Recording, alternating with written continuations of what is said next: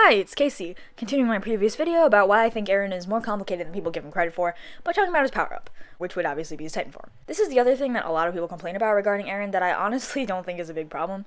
I'll start with some more practical and structural points, and then the thematic points. Firstly, let's look at what makes an OP character a, quote, bad character. Just because a character doesn't have some kind of special power mode doesn't mean they're not OP. What makes an overpowered character annoying, in my opinion, is that no one can pose a threat to them, or none of their comrades can keep up on the battlefield because they can punch their way through anything without anyone else's help. Basically, they never struggle to achieve what they want. This isn't true of Eren. He relies on arm and strategies to fully harness his capabilities, and also back up from the other characters such as Levi and Mikasa to finally succeed.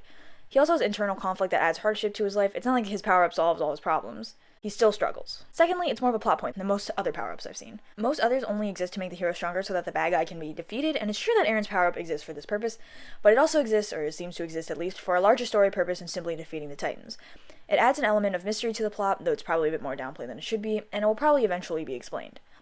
Thirdly, victory is not guaranteed just because Eren turns into a Titan. It's not like Naruto, for example, when that triumphant music starts playing and Naruto gathers his latest super-duper amazing variation of a Rasengan to hurl at the enemy while lecturing him about friendship. Not that I think that's bad in itself, but it got a little repetitive. With Eren, they still create a feeling of risk in terms of his being able to control it, the lack of understanding the characters have about it, and the potential political consequences of using it. The other characters consider it a risk to use his ability, and sometimes encourage him not to use it. They also keep up the feeling that there could be consequences for a battle by killing off other characters and allowing some close calls with Eren. He'll also need to work to learn to control it.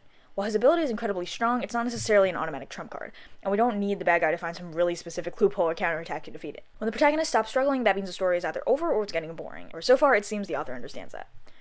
Fourthly, there are plenty of rivals for Eren that he can't necessarily beat, and that's made clear fairly early on. He was eventually defeated by normal Titans in Trost, and then we have the female Titan, who's superior to him in terms of controlling her Titan and also in terms of hand-to-hand skills. And according to the other characters, at least, Levi can still kill Eren in Titan form if he wanted to or needed to. Using the example of Naruto once again, his power-ups were satisfying up to the point when he stopped working for them, and became blatantly more powerful than the rest of the cast. In Attack on Titan, this hasn't happened.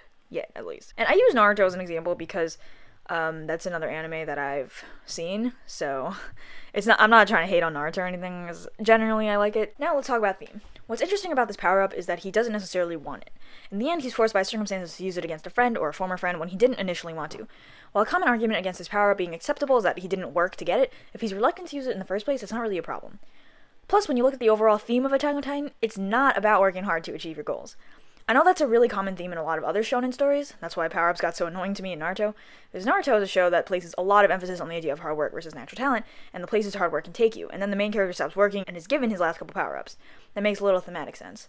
Attack on Titan, instead of focusing on the idea of working for your goals, it takes the angle of sacrificing for your goals. You might even be able to call it a deconstruction of the typical power-up.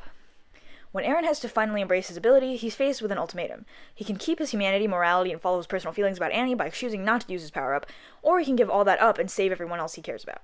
He chooses the latter. His decision and use of his power-up fits into the overall theme of getting stronger at a cost. In Eren's case, the cost of his humanity. Unlike other stories I've seen where their power-up becomes worth all the hard work they put in once they're able to use it, Eren's is about sacrificing something dear to him for the sake of destroying what he hates. We see him begin to ponder this exchange in the last episode. It's unique that he has to ask himself, is it worth it? So that concludes my argument as to why Eren's power-up is not really an issue and even adds to the story. Thanks for watching. Bye!